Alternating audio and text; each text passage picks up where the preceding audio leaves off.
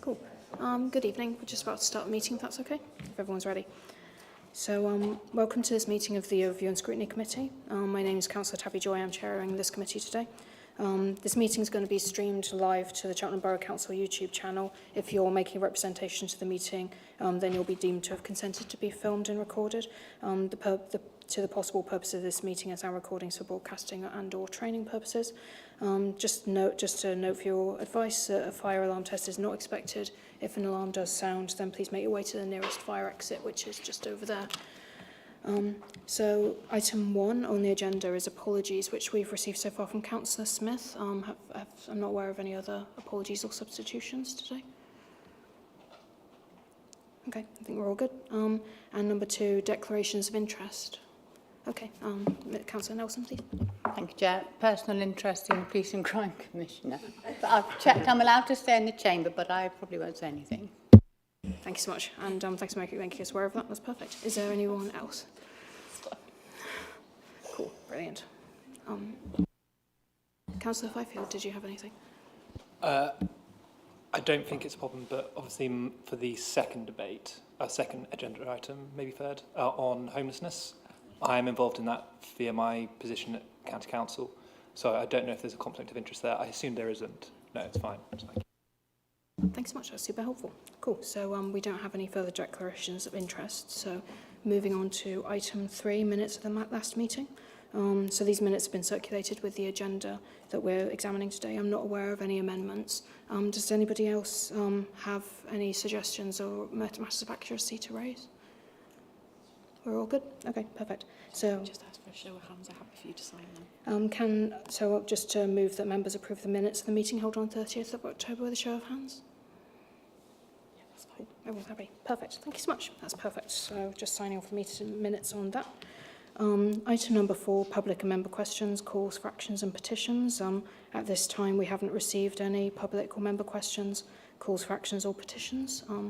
So we'll move on to item 5, briefing from Councillor Hayes, the council leader. You're welcome to, welcome. Thank you so much. Thank you, Councillor Joy. I've got one piece of good news. Many of you may already have heard, but if you think, and I'd like to start with a sort of cast your mind back to 8 years, and that we first indicated that actually buying a field was a good idea. In 2019, we actually bought that field, and for just over £40 million. When you think of our budget of around about 17 million, which it was less than that at that point in time, that was quite a big investment for this council. And many of you will have heard me say this many times before: be bold and be brave, be risk averse but not risk aware. Be risk aware, not risk averse. So we bought that field. We've got a development partner. As you all know as well, we put a bid in to round 2 of the Levelling Up Fund, which we were hopeful but not really that hopeful because we didn't fit the criteria at that time. And then the government came forward with the fact that actually there were so many good bids that what they'd do next time was they'd do an allocation.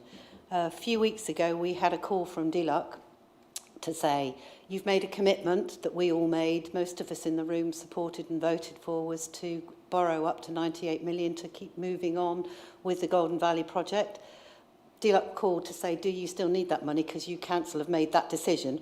Absolutely, because we don't have 98 million to borrow all in one go. So today at 9:45, thereabouts, Gareth and I got a letter to say that actually 20 million is coming our way.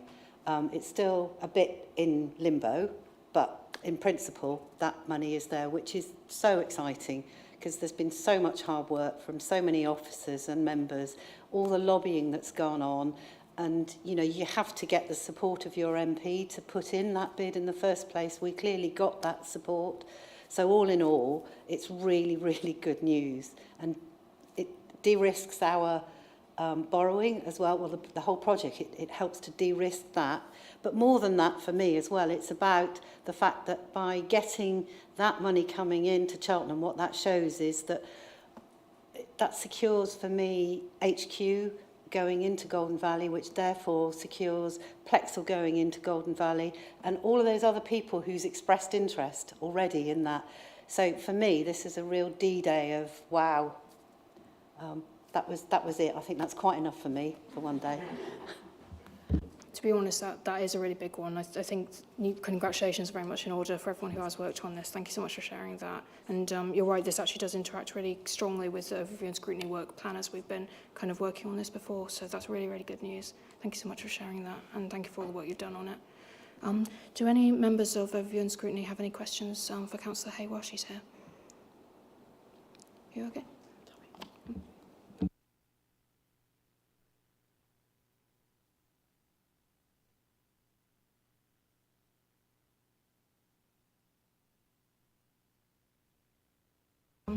I don't think we have any member questions. Just while you're here, would it be possible to give us some bit of insight on how the CBH transfer's been going at all?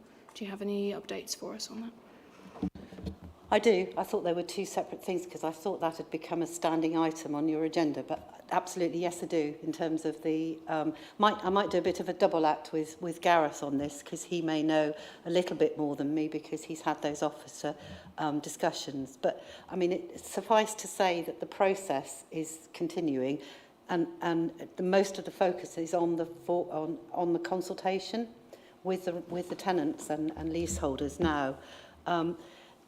I know that officers are looking and talking with a few, I think 2 or 3 suppliers who have expertise in housing, and we hope to appoint the independent provider to undertake that tenant in the coming weeks. We hope to start the consultation before Christmas, but bearing in mind that it is Christmas, we will extend the consultation period so that people have got every opportunity to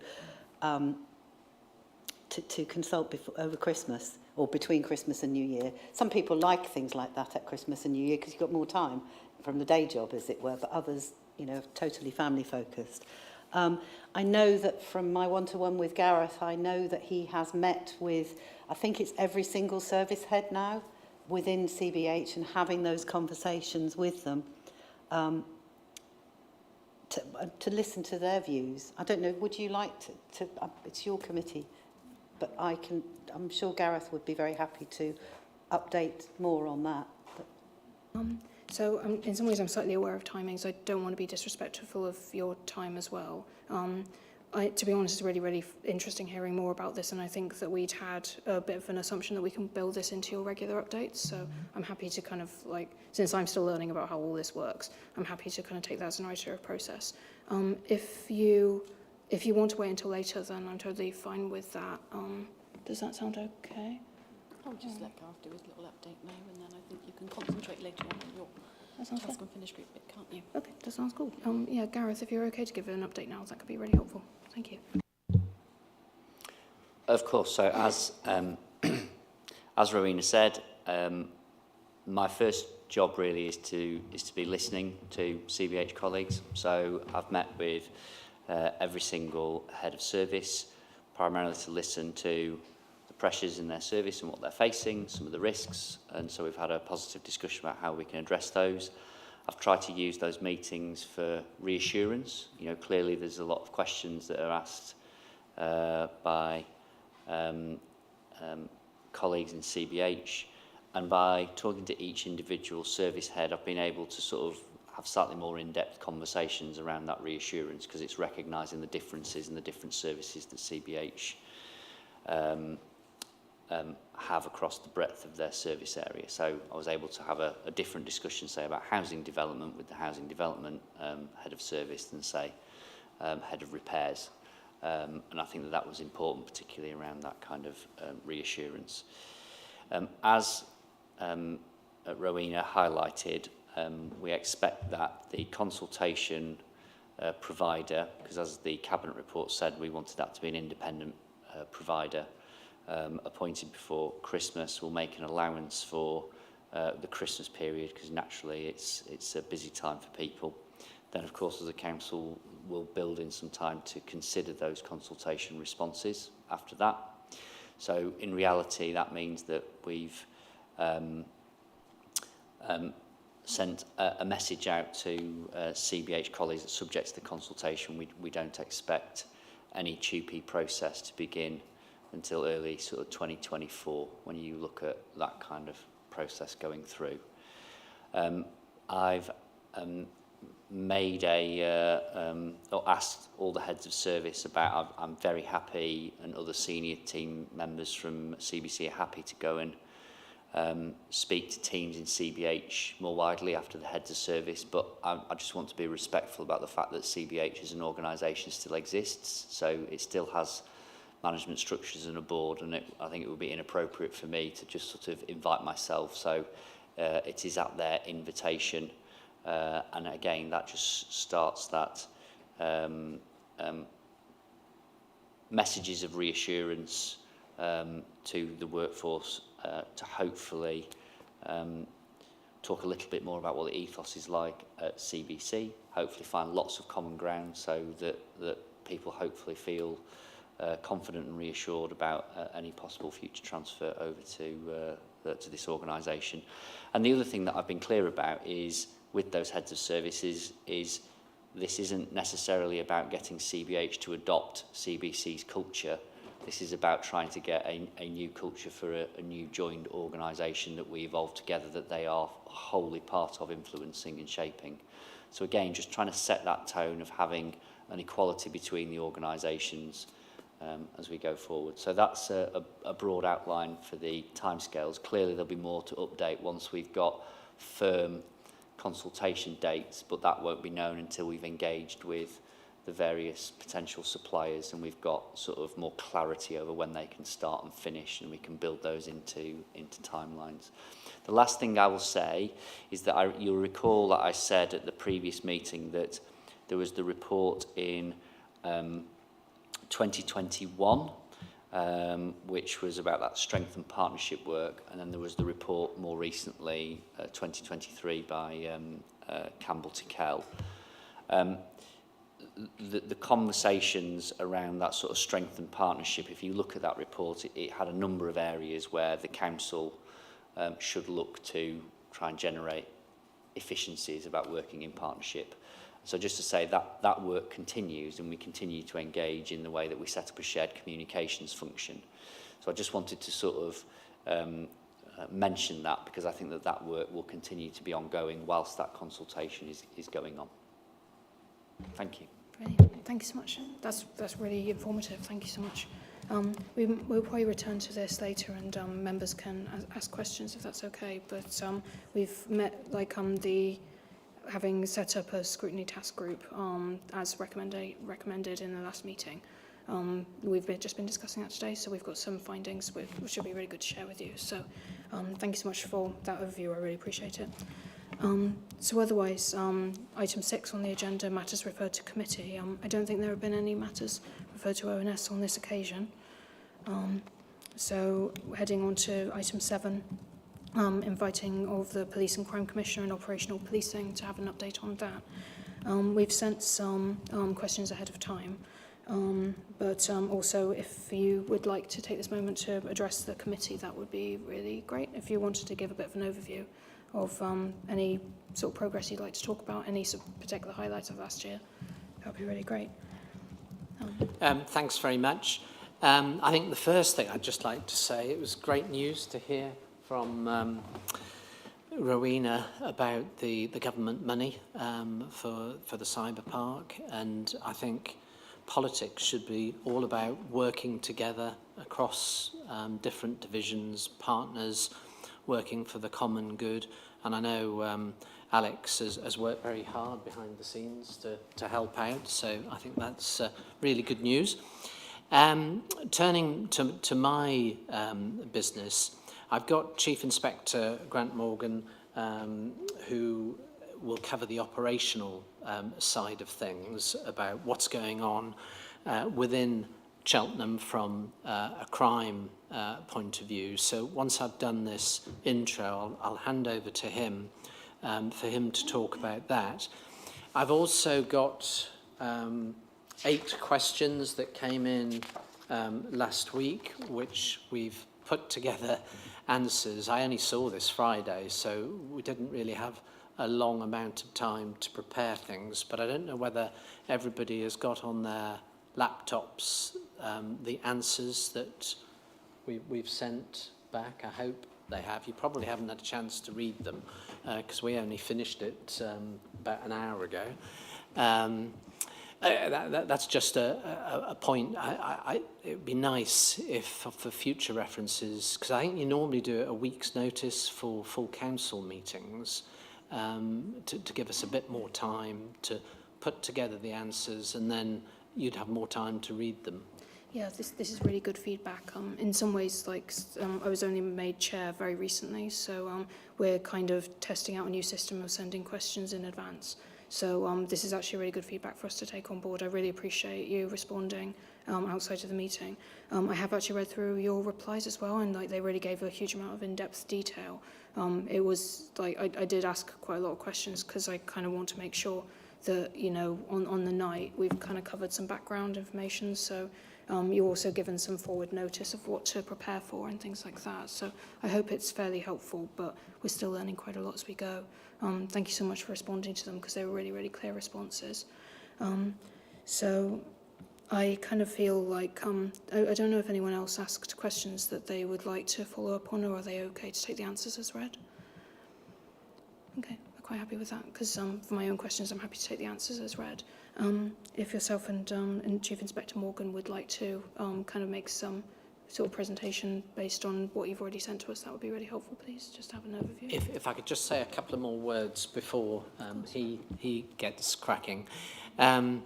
Probably the big events of our the last year or so is getting out of special measures from His Majesty's Inspectorate. It is a huge deal, and we came out the other, it was September we came out, and we did it in record time, faster than any other force has done coming out of Engage special measures. And it was particularly significant because we were quite deeply in a hole, 6 inadequates, which the force has been working exceptionally hard at addressing. And we've addressed all but the force control room issue, which is to do with answer times on 999 and 101. And I hope by January we'll have that one nailed as well. Another big event is the adoption of a new enhanced operating model, June of this year, which I see that model as the engine room that's driving us out of Engage. And there's although we're not fully up to strength yet with the enhanced operating model, we're seeing all sorts of statistical improvements across the force. Arrest rates are going up. We're doing more investigations, taking half as long to investigate crimes that we used to, responding to grade 2 emergencies almost 30% faster than we were before. So there are lots of things to feel good about. It's not fully up to strength. It won't be fully up to strength until next summer, next June. And we had what we called a Viva this morning. We spent the whole morning talking about the model, looking at what was working and what wasn't working. And we see it as a continuous improvement model. But one of the things, and I suspect mentioned today, will be, for instance, within Cheltenham and Tewkesbury, the solved rate for crimes within the neighbourhood policing organisation is, I think, around 30%, which is the best in the county. And that's huge, to have outcomes, solved crimes, 30% solved within neighbourhood policing, which is often the area that people are most concerned about, antisocial behaviour, household burglaries and things like that. So that is a major achievement. Around the country, solved rates are often around the 10%, 15% on a good day. So to be up at 30% is a huge improvement and a credit to the local Cheltenham team. I've probably got lots more that I could mention, but I think I'll turn over now to the Chief Inspector for him to give a bit more detailed information about crime within the patch. Hello, good evening everyone. Gav Morgan, I'm the local policing Chief Inspector for Cheltenham and Tewkesbury. Hopefully everybody had a chance to read the briefing note I sent last week, and also 2 follow-up questions I provided a response to. But just to give a brief overall really, as the Commissioner has stated, that we have gone through a big operational change in the last few months with the EOM model, which has meant a restructuring of how we do our daily business. That's taken a little bit of time to kind of land and find the right level of where we need to be at, which has meant that neighbourhood policing in particular initially had a few struggles, but with the help of the Commissioner and his department and other departments, we've been able to raise that issue and claw back a bit of responsibility, which is showing in the figures. And not to knock the figures too much, but it was actually 38% was the figures for our detection rates in the last month for Cheltenham neighbourhood. Did you want me just to go through the briefing note in terms of different slides and how we're generally going, or just go with the questions? So like just generally having like a bit of a feedback. Some things are quite hard to articulate in reports. So Yeah. you know, and anything that you feel is kind of personal. One recommendation, if that's okay, try to avoid using like jargon and sort of contractions of terms, because we're not always going to be familiar with them. Yeah. So, and I think you mentioned EOM. EOM, the Enhanced Operating Model, which the Commissioner said, so apologies for that. No, don't apologise. It's okay. It's just a bit of feedback. Yeah. If you'd like to go into a bit more detail about sort of things that you may be, particularly, it's really great hearing the progress that you're making. Are there any sort of points you may be working on that, you know, like that you're hoping to see more progress on soon? Yeah, no problem. So just to start, really, the community safety partnerships, we're currently in reviewing the terms of reference with Tracy Brinkenshaw about being more focused, and the multi-agency problem-solving meetings, the MAPS meetings, which feeds into the CSP. Inspector Mike Yates leads that, and that's a subgroup which is around problem-solving and working with our partners and stakeholders to working into that. So just to give an update that the overarching strategic kind of lead, which is the community safety partnership, is looking at a bit of a restructure around that, and hopefully in the new year that should be able to progress a little bit further down. We're doing a lot of more work around plainclothes policing. We understand that the nighttime economy especially is causing a little bit of distress and angst, especially around vulnerability of younger females. So we are looking at, with the help of some Safer Streets funding, developing an operation which hopefully is in the planning phase, but a large-scale operation to help target those perpetrators who are intent on causing harm to vulnerable women, especially on the nighttime economy. Moving forward, really, we're doing a lot of work around the Clear, Hold, Build initiative with the council regarding the Moors and St Paul's estates, which we've got our second meeting in a few weeks to help to start developing that and pushing that forward. I appreciate the theft of pedal cycles is coming on the ride, and that is actually one of the questions sent back to us. And as mentioned, there's a lot of work, and with the Safer Streets funding, we've been able to get a lot of signage, QR codes, and we've had some good responses regarding recovery of bikes, because a lot of the time they are served at a local level and sold at a local level, and it's often difficult to find the perpetrators, but hopefully by marking the bikes we can at least return those bikes to their owners. Thank you so much. That's really comprehensive. Do any members have any questions? Councillor Took, thank you.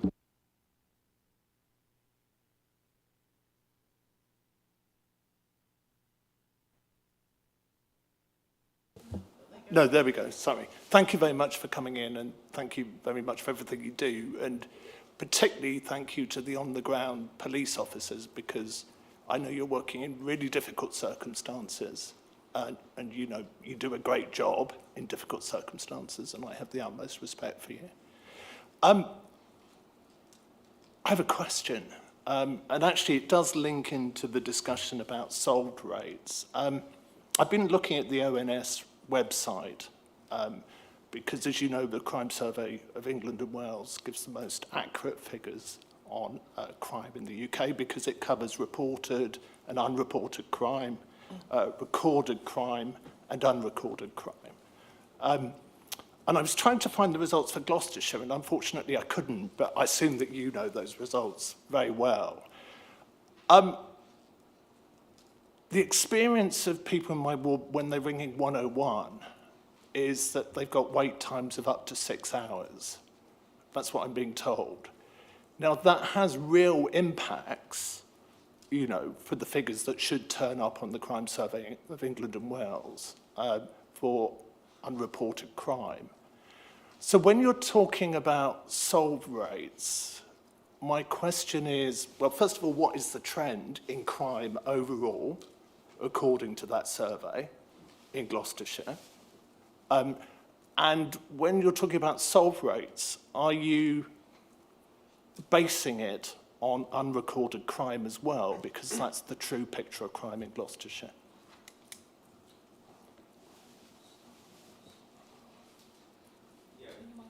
Sorry, I turned off. Has that gone on? Yeah. Hello. Just to follow up on the report, I've not read that report, the latest edition, so I can't comment on what was in that. So apologies for that. In terms of the solve rate, obviously we cannot, the unreported crimes we cannot clearly solve, because if it's unreported to us and we're not aware of that. The solve rate in terms of crimes, obviously those which are reported to us, and particularly for the neighbourhood crimes. If I take neighbourhood, for instance, what we've done now, and that's part of the learning from the new operating model, is our neighbourhood team now go in and listen to what the community is saying that cause the most issues, and they now go, for want of a better word, into the crime pile and take out those crimes from that pile, so they can take ownership and really then get really good investigative ownership around those, which has really helped solve the crime. So to put it into simple terms, if you reported a crime, you reported the same crime, and a different team was on duty, different response team, that may not get picked up and vital evidence may get missed. By the neighbourhood teams listening to what the community says and take those crimes, we can now get better ownership, and we are showing we are getting better investigations because we can get out there and get that evidence quickly, and that's why the solve rates, we've seen a good increase, well, that's what we're putting it down to. Could I quickly come back? Yes. Briefly on it. So, thank you. That is really positive, but I would suggest, as I say, according to the ONS, the government statistics body, the Crime Survey of England and Wales is the most authoritative picture of crime within Gloucestershire. I can do a freedom of information request if necessary to find out, you know, what the picture is here. But I do worry about it, particularly, as I say, in terms of 101, because, say, Tabby picked up on hate crimes. Those are the sorts of crimes which are less likely to be reported, even though they happened, if you haven't sorted out 101. So it would be great to know the full figures, which is reported and unreported, and I would suggest that should be the benchmark that you're judging yourself against and dealing with issues like 101 in that context. Thanks very much. No, I'd agree with you that the Crime Survey for England and Wales is regarded as the gold standard, because people will talk to the ONS and say that they had a crime or whatever, but they won't necessarily report it to the police. So the Crime Survey is a more accurate representation. There is a problem, though, sometimes extracting county-level data from the Crime Survey of England and Wales. So that's why I've started my own perceptions of crime survey, and I've just done the first one, which is all focused within the county. And once I've had a few years of doing that, then we can cross-reference and see trends and things like that. But it'll give us a lot more information about what residents feel about crime within the county. On the 101 side of things, as I said earlier, it's an area that we've got a little bit more work to do on. Our force control room handles both 999 and 101, so the same call handlers deal with both. We're now regularly answering 999 calls about 6 or 7 seconds. The target nationally is 10 seconds. That's 3 times better than it was, say, a year ago. And we're now switching our attention to improving 101. My target is 2 minutes, that I want the average answer time for 101s. It's about twice that at the moment. We're making significant improvements. Next month, we get another 20-odd call handlers, new call handlers, dropping into the force control room, which should, across all the shifts, give us significant improvements. We've introduced an automatic answer machine. If you've ever used 101 recently, you know you'll get different options. If you are in a death loop and a long wait, and sometimes people are, you do get the exception, someone waiting many minutes, which is totally unacceptable.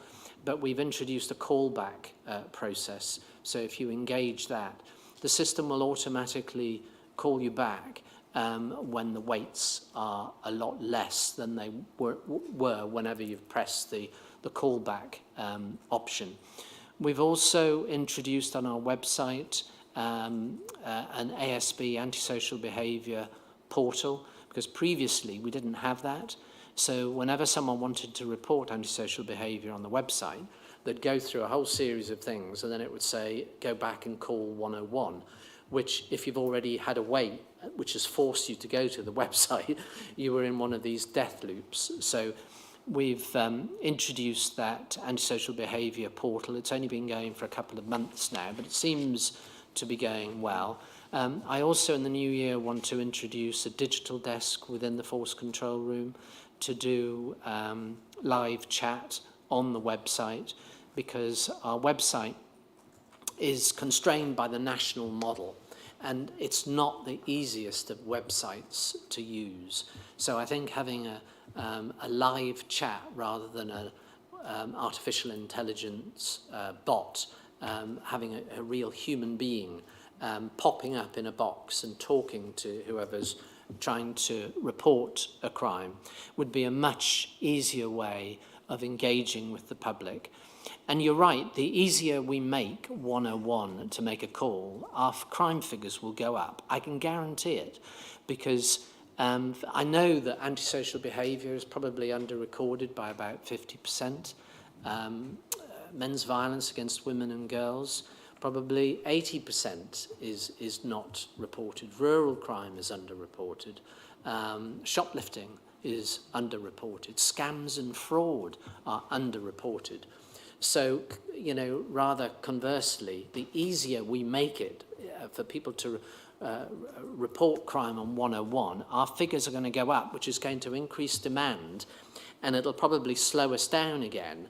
So we've got all sorts of procedures in place to use other people that are within the force control room to jump onto the calls when we have surge activity. We have a triage group, for instance, that can do that. We're also offering overtime for officers to come in with the cost of living crisis, Christmas coming up, people are quite keen to do an extra few hours. And those officers can be really helpful to speed up our response, and also bring huge experience into the call room to give advice to other police staff, call handlers, that might not know the criming world as well as a warranted officer does. Thank you so much for that. Do any other members have any questions? Councillor Beale. Thank you. Just to follow on from Councillor Turk, we recently, as you know, Chris, we had some outbreak of antisocial behaviour in Warden Hill. Now, at the time, it was suggested to us that antisocial behaviour rates were actually going down in the area, but clearly the community didn't feel that way. Now, I would echo what Councillor Turk was saying. The reporting mechanism seems to be failing residents. So I hear regularly from residents, it takes too long to get through the phone lines, the website takes too long, and I understand you're making improvements. I want to ask, firstly, I know it's a national framework and you've got to follow a national process for that. What are you doing to make those changes? Because I just don't think it's good enough at the moment for residents. Lots of residents are complaining about it. Secondly, the difference between an emergency and a 101 call. There are lots of things happening right now in my ward and probably in other wards, things like speeding, e-bikes, going through streets, going through on pavements, potentially going to knock people over late at night when it's dark. They're gone within a few seconds. That is, no one's going to phone that that's an emergency. And if we phone 101, it'll be taken 5 days later or 3 days later and picked up then, and it's useless information. So my question to you is, what can we do about that? Yeah, I'll do it first. That might want to jump in. No, I recognise the 101 problem. It has taken longer for me to get to grips with it than I anticipated. I thought it would take me a year or so to get on top of it. And I threw at the very start an extra 30 bodies, 30% increase in establishment to the force control room. But what seemed to be happening, I felt like I was pouring sand into a bucket and there were holes in the bottom of the bucket and the sand was coming out faster than I was putting the sand in at the top. So we needed to get new leadership within the force control room to increase the amount of people we were training at any one time to cope with this retention issue. A lot of people, for instance, who work as call handlers see all aspects of the force, and quite often someone will move from the force control room into other areas of police staffing or want to become warranted officers or police community support officers themselves. So we've had to up the ante, and this year is the first year we've done courses of 20. Previously it was courses of 10. So in December, January time, we will be up to that 30% increase in numbers. So I'm assuming January we should be a lot better off on answer times. We've also had this year a big increase in 999 calls, which nationally has been experienced. The world is a very different place post-COVID. People are more vulnerable, more needy, more demanding. We see more complex mental health problems, things like increased truancy, absenteeism, self-harm, suicides, all manner of things which add to the demand going into the force control room. So it's why it's a difficult circle to square. So I recognise the problem. I'm throwing absolutely everything at it. It's probably the last, or one of the last issues that still gives me sleepless nights. But I'm hoping January it should be all sorted. Another idea I forgot to mention that we're introducing is a switchboard, because I've often felt if we had a switchboard facility within the force control room, we could more quickly get to a call. They may then have another wait depending upon who they want to speak to. But I think if you've had an initial chat with a human, you know that there's someone there. And I think that would give greater encouragement for people to remain on the line. Our abandonment rate on 101 is 30-40%. That's far, far too high. It should be down 10 to 15%. So all of the measures that I've talked about, I hope will drive it down to that sort of level in January. The Warden Hill thing, I guess because it is so difficult to report things like antisocial behaviour, it discourages people from reporting it. So, for instance, at that meeting you referred to, we had the inspector there looking at his little laptop and wasn't seeing a lot of reports of antisocial behaviour. But clearly at that meeting we had 60 or 70 people. There were a lot of people very concerned about it. So it was happening, but people weren't reporting it. It wasn't being recorded. So hopefully, next year, from the beginning of next year, as we've improved our systems of reporting and recording, we'll get so much better. And when you tie it in with rates of 38% on detection rate for neighbourhood type crimes, that is unheard of. I don't know of any other force that's anywhere near that level. And although we've been engaged for quite a while, we are making significant improvements across the force, and the trajectory of improvement is really, really good. Do you want to say a few words? Yeah, I think the second part of your question was around antisocial behaviour, e-scooters, motorcycles, is that correct? And cars as well, speeding around. Yeah, okay, great. Well, yeah, we fully take on board it is, especially around the e-scooter problem, which has escalated in the last year or so, is, it's gone very difficult. Obviously, there's a bit of what I would encourage, and I appreciate what we've just been talking about regarding the 101 system. I'd still encourage people where you can, if you can't get through, to try and reach out to your local neighbourhood policing team, because quite often it's a cycle, isn't it? I wasn't at that last meeting, but if we look at the figures and we don't see a hot spot, then we're not going to put our limited resources to that hot spot. So if you can, I would encourage people to still, through whatever means, if it is the next day or the day after, to your local PCSO or to the local station, so at least we can start gathering that information, because it then enables me to hold my inspector to account of, you should be hitting these hotspot areas. So if anything, I'd ask for that. In terms of dangerous driving, e-scooters, and that, we have got an operation we are putting together as a constabulary at the moment for operational security reasons, and the extra measures we're trying to take to tackle this. I can't go into that at the moment, but we will be publishing hopefully the good results. We are adapting the way we deal with this, with some also plainclothes patrols, and we've got, I don't know if anyone has seen Smart Water, that kind of thing. It's a kind of a light spray like that, where, as you can appreciate, if somebody goes by quickly on an e-scooter, it's very difficult to grab hold of them and quite dangerous, and the risks not only to the person on there, but also the person trying to stop them. If you spray that person with this spray, and then at a later date when we're doing a warrant or something like that, which is completely unconnected, we could still go in and give us, a look at that, and that should give us the results then of that. That's new technology coming in, so that's going to be ever evolving, but that is something we are focusing to look on to try and to do that.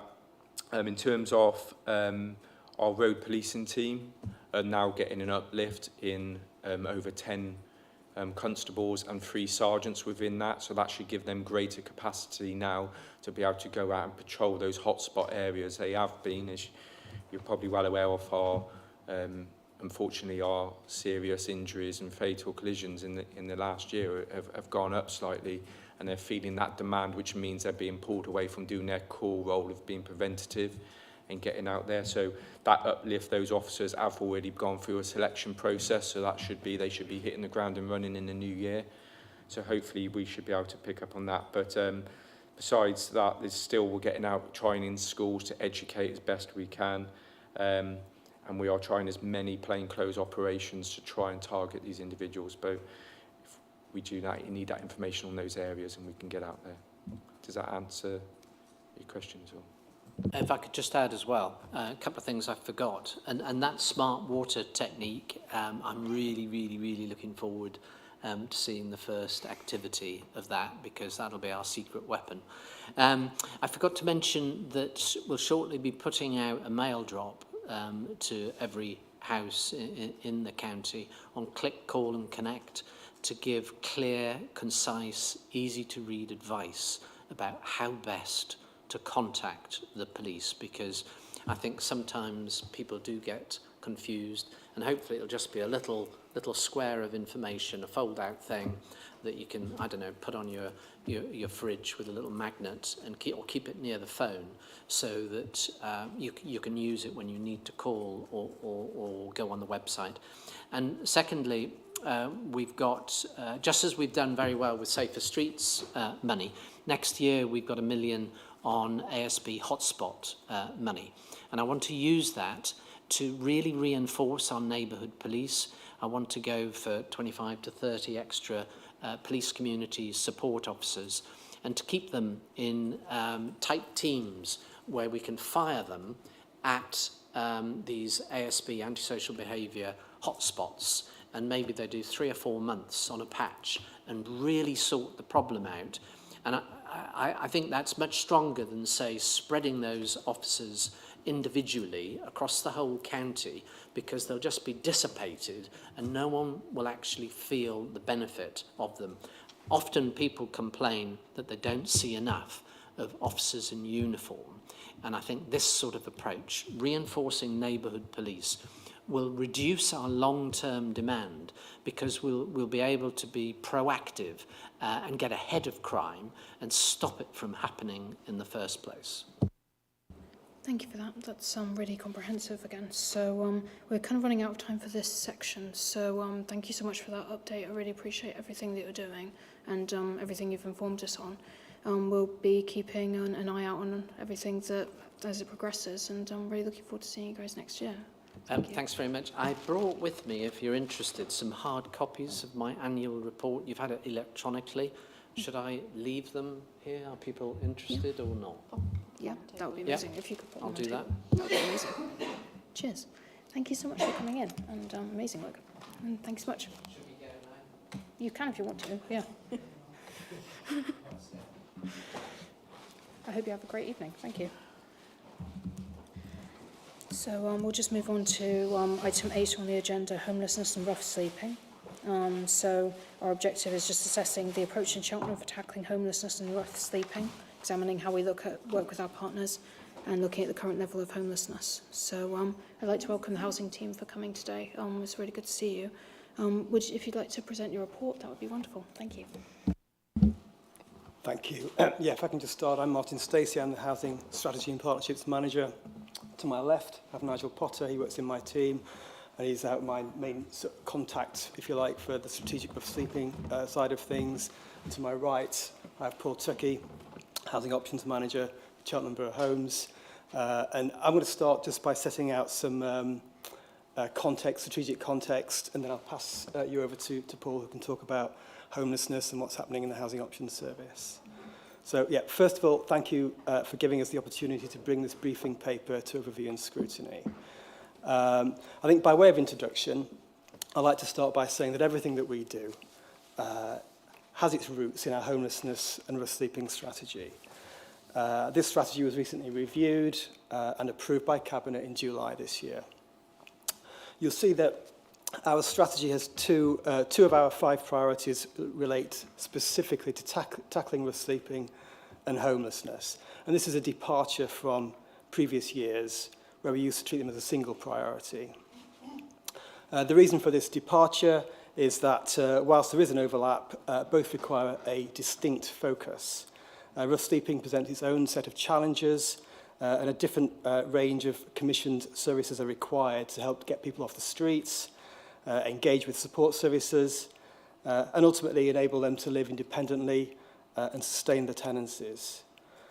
I think what both priorities have in common, rough sleeping and homelessness, is that they're both complex areas. They require a range of solutions and approaches, and a particular and a significant amount of collaborative work across partnerships. It's in our DNA as a team and teams to collaborate. And I hope that our strategy and this briefing paper gives you some assurances in that regard. I think a further point that I'd like to make is that all of our priorities within our housing strategy, whether it's increasing the provision of affordable homes, making best use of existing stock, creating cohesive, sustainable communities, they all indirectly support our efforts to reduce homelessness and rough sleeping. So, whilst we're focusing on the two priorities here, it's worth noting that our wider housing strategy also plays its part. The final point that I want to make is that our housing strategy is accompanied by an action plan which sets out key initiatives across each of our priority areas. We review that action plan every year, we get it updated, get it approved by Cabinet, and as we take it through Cabinet, we also use that as an opportunity to reflect on our key achievements over the past 12 months. Now, I think I've said all I was planning on saying in terms of, by way of introduction. I'm going to pass you over to Paul Tuckey now, who will say a little bit more about the Housing Options Service and homelessness. Thank you. Okay, yeah, thanks very much. Firstly, just thank you for the opportunity to talk about housing options and homelessness. Always welcome the opportunity just to let you know what's going on within the team and housing options and what we're doing and what we're up to and how the service sort of looks. As Martin has just said, we've got the homelessness and housing sort of strategy, which gives us the context to work in operationally within the housing options team. So we're titled Housing Options, so that covers dealing with homelessness, looking at our preventive techniques, our proactive approach, and also reactive approach when people approach us if they're threatened with homelessness or actually sort of homelessness on the day. We work within the team. Actually, I was just looking at earlier on today to see where the team have journeyed over the last sort of 5 years. 5 years ago was quite important. There's the introduction of the Homelessness Reduction Act, which came into force in 2018, which sort of widened the sort of service within homelessness in regard that it enabled us to take a more preventative sort of approach. And actually since that time, we've added an additional 6-7 colleagues to the team and taken some initiatives such as introducing an interventions service into the team, where we're looking at early intervention for people who may be rough sleeping or going into supported housing as an example, where people may need some additional assistance to try and prevent eviction from their sort of home.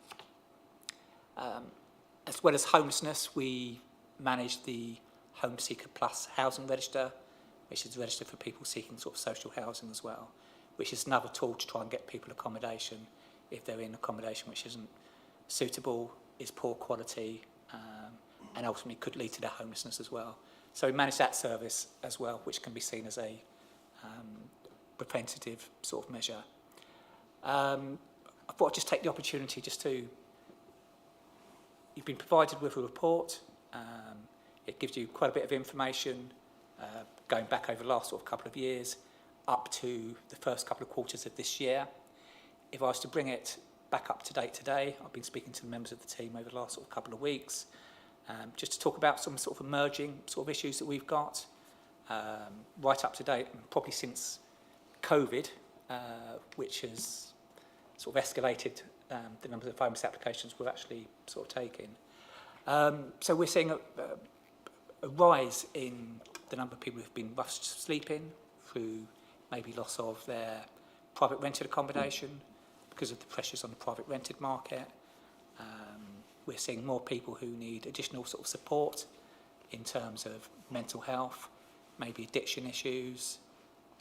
We're seeing rising, because of the pressures on not just our service but the other services, we're seeing rising numbers of people not being able to stay longer term in mental health hospital or mental health accommodation, prison releases. Probably in the last sort of couple of weeks, a very significant rise in people who have been given their refugee status, the closures of the hotels in the Cheltenham area, potentially increasing the flow of people being given their decisions on their asylum sort of status. So there's a significant rise which we're trying to manage in the housing options teams. Thank you. Thank you, that's really helpful, and genuinely thank you so much for what you're doing.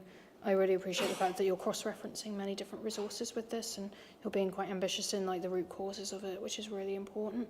So I realise that it's an ever-changing situation, but I think you're doing a really good job of handling it, and the report was really detailed, so thank you so much for that. Do any members have any questions at this time for our Housing Committee? Oh, Councillor Took, thank you. Thank you. So last week's Home Secretary said it was a lifestyle choice. I'm pleased to see that you recognise that it's not a lifestyle choice, and there are lots of complex issues underpinning this. I'm also conscious that these complex issues aren't just the responsibility of CBC. You know, we take a limited amount of the council budget, the police take more, GCC takes more, and, you know, they are also responsible for these issues. Because it's not a lifestyle choice, I tend to think it's people falling through the gaps with adult social care, if you would agree with that. Could you comment on that and how you're working with GCC on that and how effective GCC are in preventing homelessness too?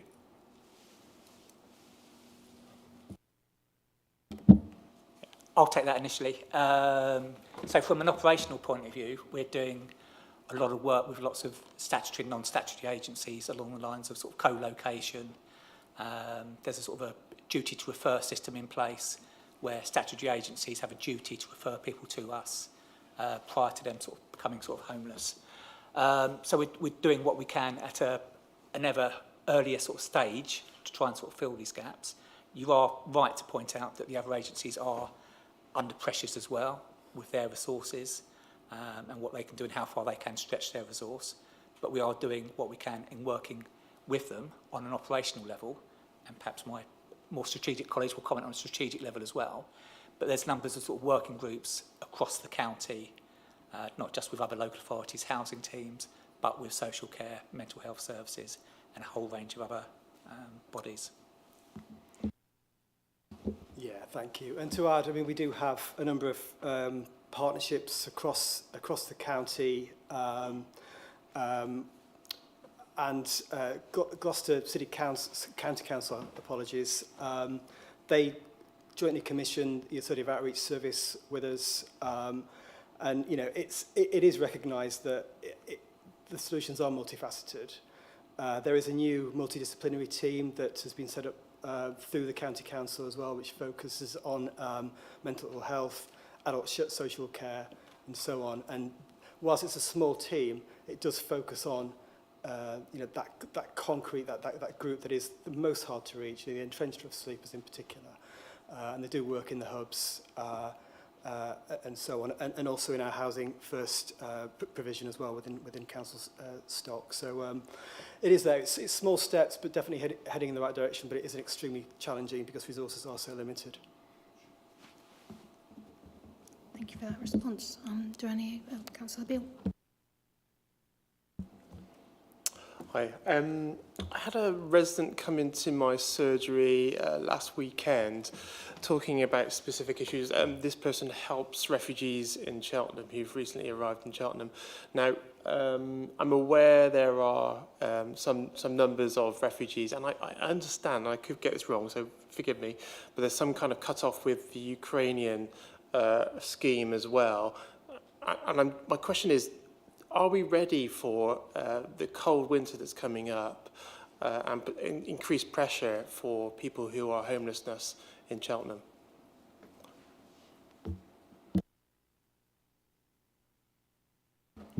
Yeah, thank you. So just scribbling down the notes. Yeah, so there's a couple of things there. You mentioned refugees and people resettling from abroad in sort of general.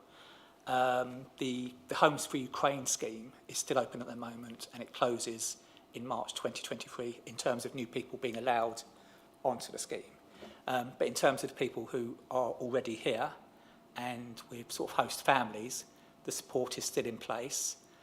Through Cheltenham Borough Homes, Cheltenham Borough Council, we've got the Local Authority Housing Fund scheme, which is funding, we've been able to purchase 21 properties for families, and between now and over the next few months, we'll be able to let to people who are in a more precarious situation with their hosts in terms of that. And the Homes for Ukraine scheme, although administered by the County Council, we work closely with them. We're aware that they've got funding going ahead from 2023 to try and help and secure people in terms of incentives for hosts to continue to keep people.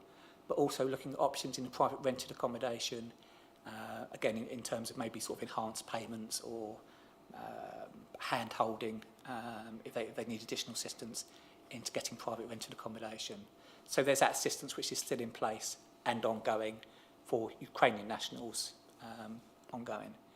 With regard to refugees, there's, you'll be aware, there's recent closures of hotels in the area where asylum seekers are, pending their sort of decisions on their asylum application. And more recently, over the last sort of few weeks, we are seeing increased numbers of people receiving their positive decisions who are approaching us for assistance.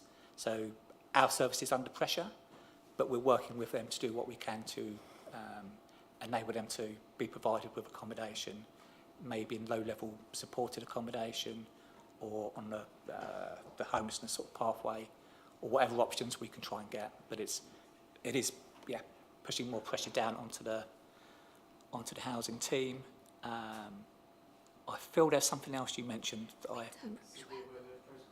Yeah, okay, so yeah, thank you very much. Yeah, so we've got the severe weather protocol in place, which comes into place from the 1st of November until the end of March, when there's periods of severe sort of weather based on either temperature or whether there's a sort of an amber sort of weather warning or above as well.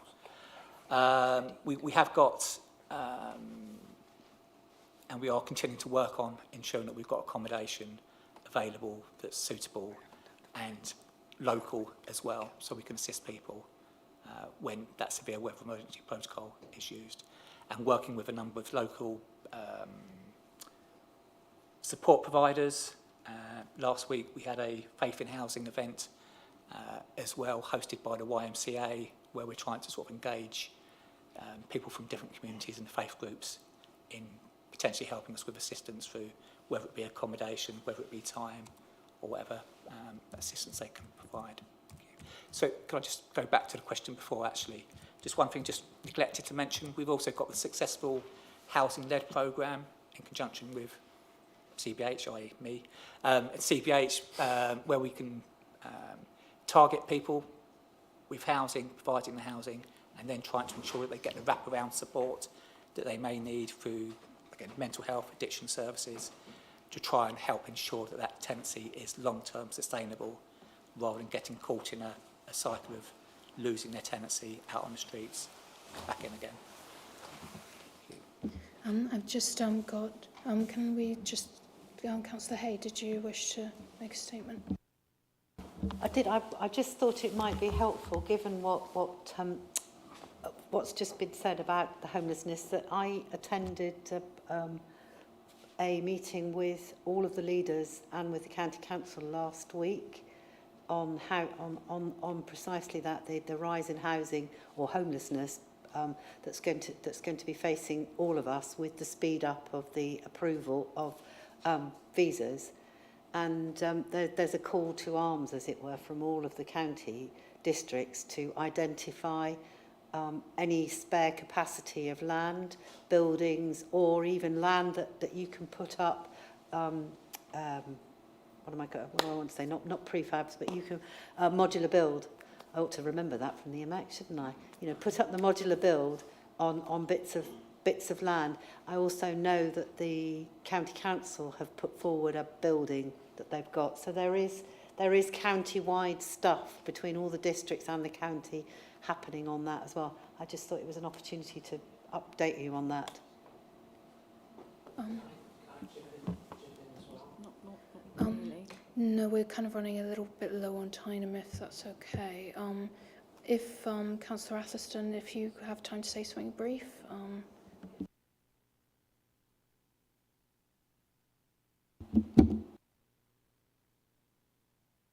Thank you, Chair. I just wanted to say a huge thanks to my colleagues at the Council and Cheltenham Borough Homes. I'm flabbergasted by the increase in homelessness over the past 12 months, and I'm really concerned, and it is giving me serious, I'm waking up worried, I'm going to bed worried, because I don't know how, you know, councils are going to cope. And I know that as a, you know, Cheltenham, we're doing all right, yeah? But, you know, it's like, we're like swans, you know, we're trying to keep calm, but actually we're pedalling fast. And now is the time that we really need, and we're exploring already, we need to look at even more options for providing accommodation. Paul, you mentioned the Faith in Housing event, supported by the YMCA and the council, and Interfaith Cheltenham Week. And, you know, I want to be a call out to the Cheltenham community in that if, you know, residents have second homes, you know, consider contacting the housing options team and providing that as something that the council can utilise for residents desperate for a place to call home. And the list of reasons why somebody might be losing their home now is growing. The local housing allowance for a one bed in Cheltenham is £550. And I had a little search on the internet this weekend using the 4 main apps for housing. And the absolute cheapest one bed I could find was £675. And there was a few, less than 10 in Cheltenham, less than £750. So you're looking at about a £200 gap. And that is before you have paid for food, heating, clothing. So I'd like to call on government to please, you know, in terms of local housing allowance, look at that seriously. The gap is difficult to bear. So yeah, just thank you. Thank you, Councillor Atherstone. I know this is something that's really important to you and you've campaigned on it a lot in the past. If I could make a request to the team and just in general, if you do have any recommendations, if we can use council as a way of kind of sharing information with people, just the fact that we're obviously having communications with residents who are concerned about this. If you want to give us a bit of a toolkit for recommendations, then if that would be something helpful that we could help communicate. I realise the urgency of this, so...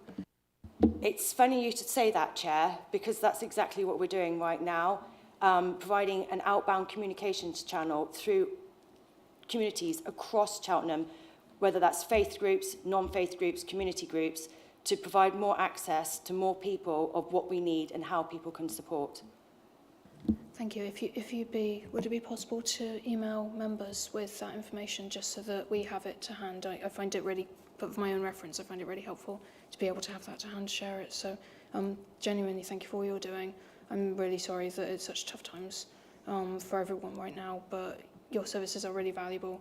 I know it may feel like just firefighting, but you're keeping people afloat, and that's really important. So take care of yourselves, and thank you very much for taking the time to come in today. I think we're going to move on to the next item on the agenda, but I know that, you know, if anyone else has any other issues to raise with you, I know you'll support them really well. Thank you. So I'm sorry, it was just a lack of time tonight, so thank you so much for coming in. I really appreciate it. So moving on to item 9 on the agenda. Is there anything else I need to go over? Perfect. So we've got some feedback from other scrutiny meetings attended by other council members. So we haven't had too many meetings for the Police and Crime Panel or the Gloucestershire Health ONS Committee, but we have Councillor McCloskey's report from the Economic Growth ONS Committee. These updates are going to be taken as read, and I don't think we have anyone here to take discussion, so we don't need to make any decisions on that. If anyone has any questions on it, then, you know, by all means send them to Democratic Services so we can act on them. So item number 10, the updates from scrutiny task groups. So this is actually something that we've been working on today and we've touched on already in the meeting. If I could invite Claire, who's our monitoring officer, to address the committee and just give a bit of an update, that would be brilliant. Thank you. Oh, thank you, Chair. Caught me off guard a little bit then. Sorry. That's all right. You were just in my agenda. Yeah, so in your agenda pack, you've got the sort of one-page strategy for the task and finish group. I think hopefully Bev's going to actually put it up on the screen because the group did have their first meeting today, this afternoon, to sort of flesh this out a little bit. So hopefully you can see the tracked changes there. So as is per the agenda pack, there's just a word missing there in terms of the terms of reference. The outcomes, we've just added some text on that first one there, which is just to add into that all impacted stakeholders are being effectively engaged. And then we've just clarified who the kind of members are. We've put a date of the end of March 2025 for when this might all be, that's just a guess. So we put that in just as a guess today. And then there's confirmation of who now is in the group, and a discussion today around co-opting some tenant reps onto that group and other stakeholders that might be invited on a as and when basis to come and discuss matters, and obviously the cabinet members on there, a whole range of other people. So really it was just seeking members' approval. I don't know, Emma was, Nelson was appointed as chair of the group, so I don't know if you want to say anything, Emma, or not.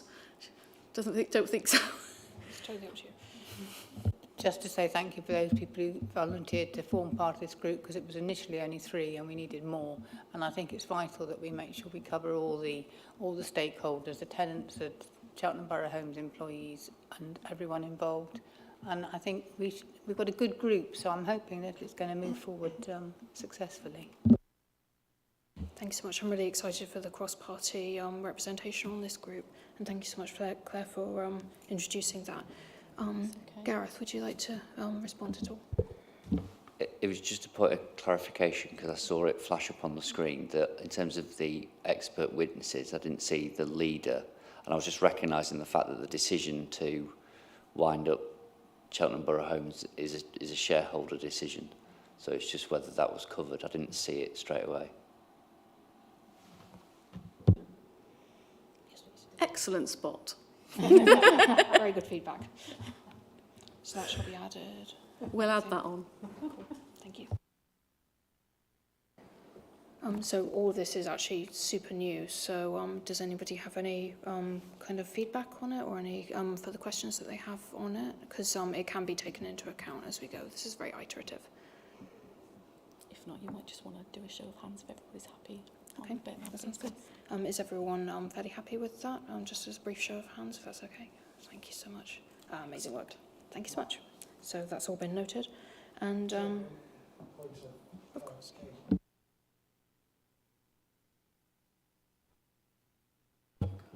How are you?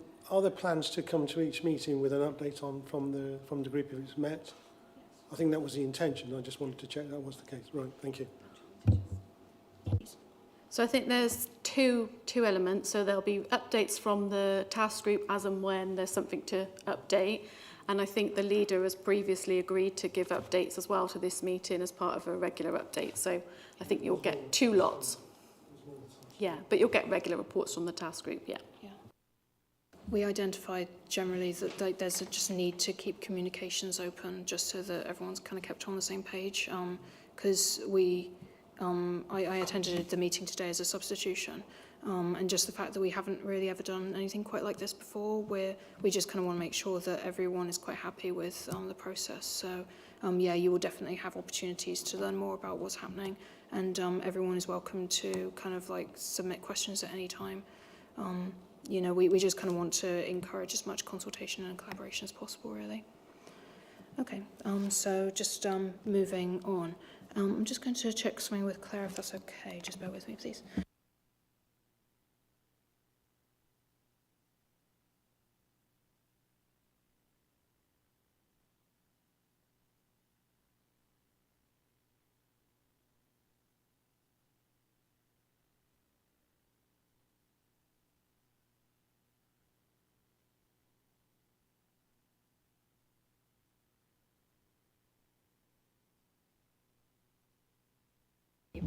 Okay. It's meant to go on the work plan.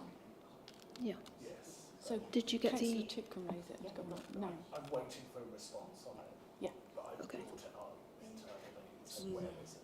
Oh, okay.